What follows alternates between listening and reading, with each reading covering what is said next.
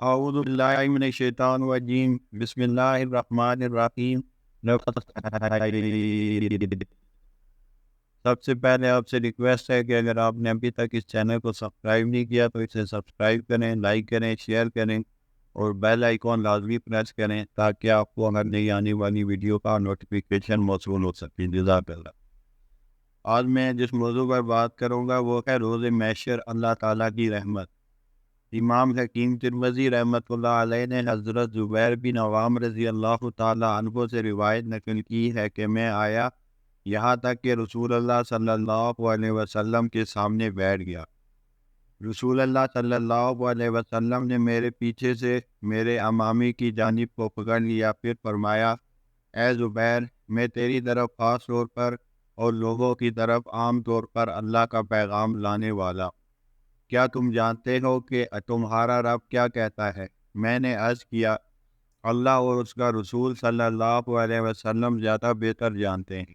فرمایا، میں تیرا رب اپنے عرش پر متمکن ہوا تو اس نے اپنی مخلوق کو دیکھا۔ فرمایا، میرے بندو، تم میری مخلوق ہو اور میں تمہارا رب ہوں۔ تمہارے رزق میرے ہاتھ میں ہیں، میں نے تمہیں جن چیزوں کا مکلف بنایا ہے اس میں نہ تھکتے رہو، مجھ سے اپنے رزق طلب کرو۔ کیا تم جانتے ہو کہ تمہارا رب کیا ارشاد فرماتا ہے؟ اللہ تعالیٰ نے فرمایا، تو مال خرچ کر، میں تجھ پر خرچ کروں گا۔ وسعت پیدا کر، میں تم پر وسعت پیدا کروں گا۔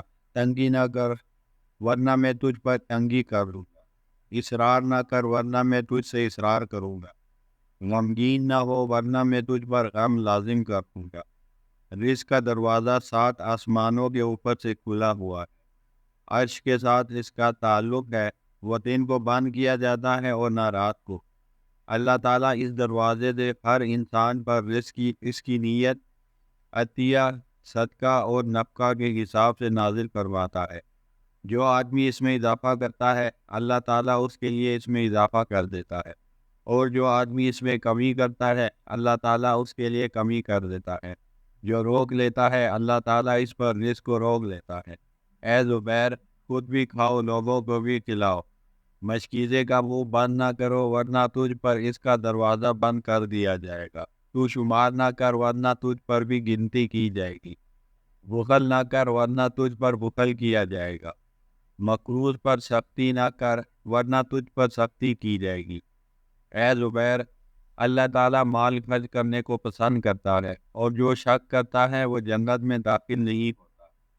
اے زبیر، اللہ تعالیٰ سخاوت کو پسند فرماتا ہے، اگرچہ کھجور کے ایک ٹکڑے کی ہو۔ شجاعت کو پسند فرماتا ہے، اگرچہ اس کا اظہار بچھو یا سانپ کو مارنے کی صورت میں ہو۔ اے زبیر، بڑی مصیبت پر صبر اللہ تعالیٰ کو پسند ہے، اور شہوات کے غلبے کے وقت کامل یقین اللہ تعالیٰ کو پسند ہے۔ شبہات کے نزول کے وقت کامل عقل اللہ تعالیٰ کو پسند ہے۔ حرام اور خبیث چیزوں کے وقت سچا تقوی پسند ہے۔ اے زبیر، بھائیوں کی تعظیم کرو، نیک لوگوں کی تکریم کرو، پڑوسیوں کے ساتھ صلح رحمی کرو، فاجروں کے ساتھ نہ چلو۔ جس نے ایسا کیا وہ حساب و عذاب کے بغیر جنت میں داخل ہوگا۔ امام حکیم ترمذی نے نوادر الاصول میں اور ابن مردویہ رحمہ اللہ نے حضرت ابو امامہ رضی اللہ تعالیٰ عنہ سے روایت نقل کی ہے کہ میں نے رسول اللہ صلی اللہ علیہ وسلم کو ارشاد فرماتے ہوئے سنا، میں اپنی امت کے اس آخری آدمی کو جانتا ہوں جو پل صراط سے گزرے گا۔ وہ آدمی پل صراط پر یوں ڈورا ہوا ہوگا جس طرح وہ بے درا ہو چکا ہو، جیسے اس کا والد مارتا ہے۔ کبھی اس کا ہاتھ پھسلے گا تو آگ اس ہاتھ تک جا پہنچے گی، ایک دفعہ اس کا پاؤں پھسلے گا تو اسے آگ جا پہنچے گی۔ فرشتے اسے کہیں گے، بتاؤ، اگر اللہ تعالیٰ تجھے اس مقام سے اٹھائے اور تم سیدھا چلنے لگے، کیا تو ہمیں ہر اس کام کے بارے میں بتائے گا جو تو نے کیا ہے؟ تو وہ کہے گا، ہاں، اللہ تعالیٰ کی عزت کی قسم، میں اپنے اعمال میں سے کسی چیز کو بھی نہیں چھپاؤں گا۔ فرشتے سے کہیں گے، اٹھو، سیدھے چلو۔ وہ اٹھے گا، وہ چلے گا یہاں تک کہ پل صراط سے گزر جائے گا۔ فرشتے سے کہیں گے، اپنے اعمال کے بارے میں بتا جو تو کرتا رہا ہے۔ وہ اپنے دل میں کہے گا، اگر میں نے انہیں وہ اعمال بتا دیے تو یہ مجھے اس مکان کی طرف لوٹا دیں گے جہاں میں پہلے تھا۔ تو وہ کہے گا نہیں، اس کی عزت کی قسم، میں نے کبھی بھی گناہ نہیں کیا۔ تو وہ فرشتے کہیں گے ہمارے پاس تیرے خلاف گواہ ہیں۔ وہ دائیں بائیں متوجہ ہوگا، کیا کوئی انسان ہے جو دنیا میں اسے دیکھ رہا تھا؟ تو وہ کوئی آدمی نہیں دیکھے گا۔ تو وہ کہے گا گواہ لاؤ۔ اللہ تعالیٰ اس کے منہ پر مہر لگا دے گا، اس کے ہاتھ پاؤں اور اس کی جلد اس کے اعمال کے بارے میں آگاہ کریں گے۔ تو اس وقت وہ بندہ کہے گا ہاں تیری عزت کی قسم، میں نے یہ سب اعمال کیے ہیں اور میرے پاس بڑے بڑے خفیہ اعمال بھی ہیں۔ اللہ تعالیٰ فرمائے گا جاؤ، میں نے انہیں تیرے لیے معاف کر دیا ہے۔